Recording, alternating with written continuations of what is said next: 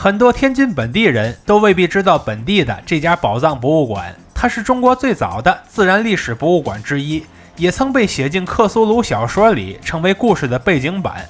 没錯，克蘇魯宇宙中的某些事兒就發生在天津。這座博物館就是位於天津外国語大學內的北疆博物院。拋開這些新時代元素不談，北疆博物院作為一家自然科學主題的博物館，在孵化出一個天津自然博物館後，仍坐擁幾十萬件館藏標本。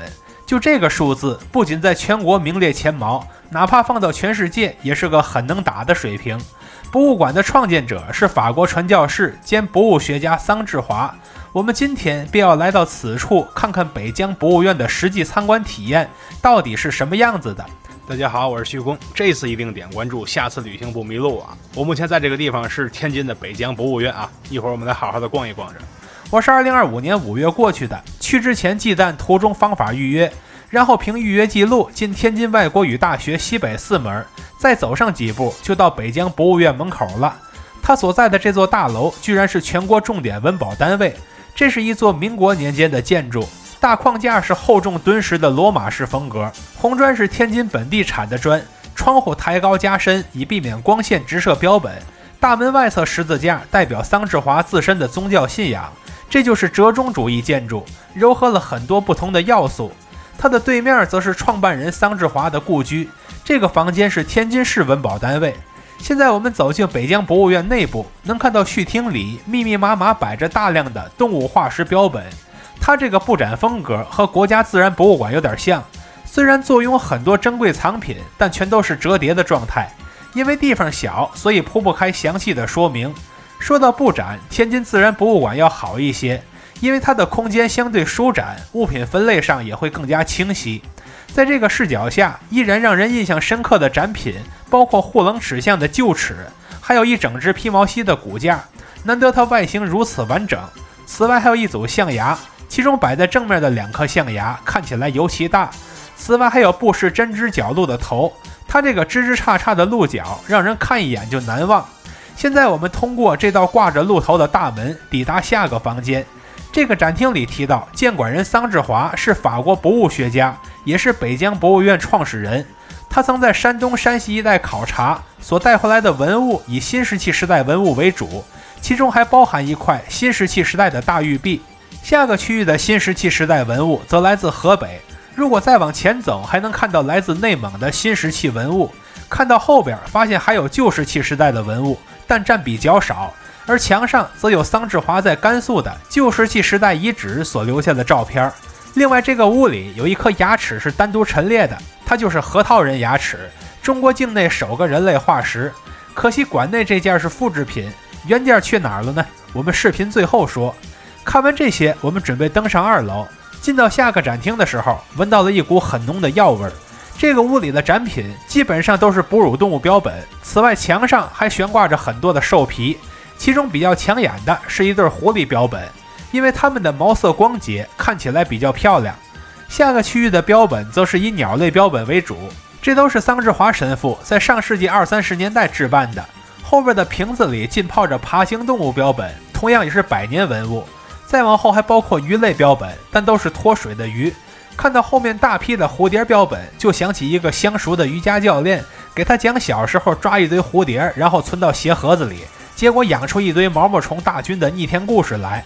再往後還有很多貝殼，我打眼一看沒認出特別名貴的品種來，但這都是100年前的標本，或許有一些額外的價值。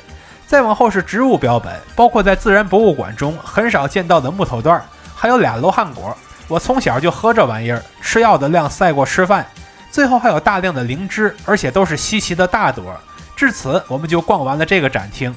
之後的下個展廳裡復原了桑志華當年的辦公室，除了辦公桌之外，這屋裡還擺着大批的標本櫃。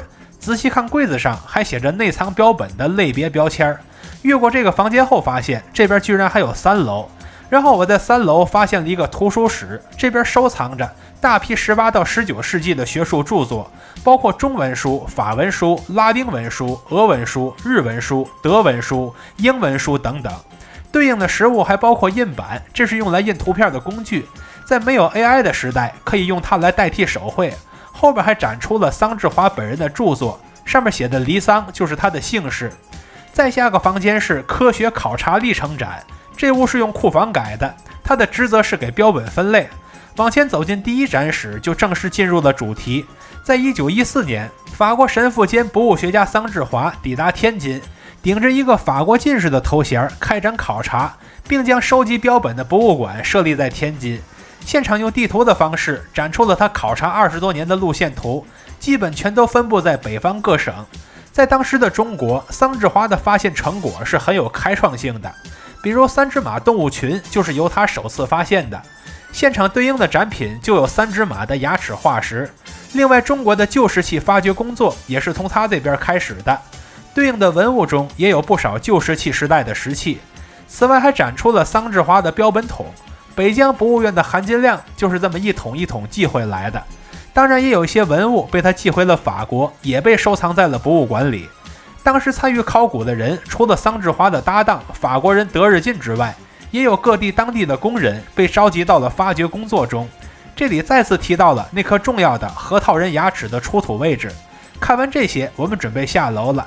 下去之後就抵達了動物實驗室，屋裡陳列的是制作標本的工具。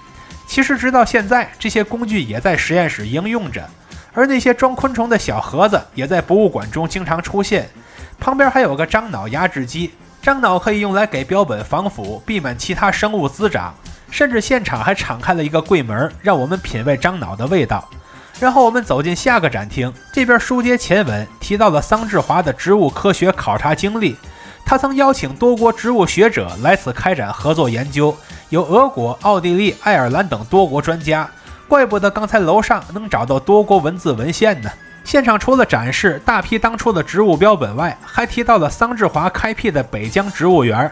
現在博物館的樓外邊還有部分遺留的植物。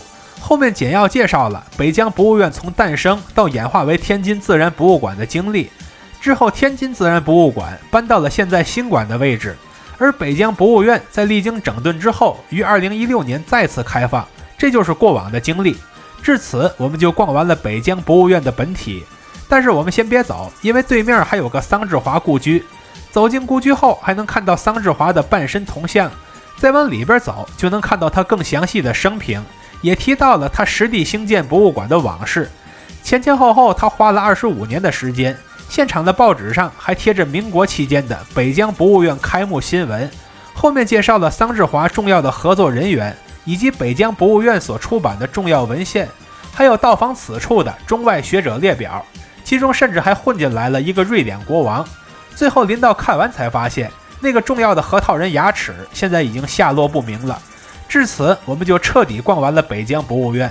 事實上，這一路走過來，這個博物館的優點和缺點，我們已經是一目了然了。優點是歷史悠久，藏品豐富，絕對夠硬核。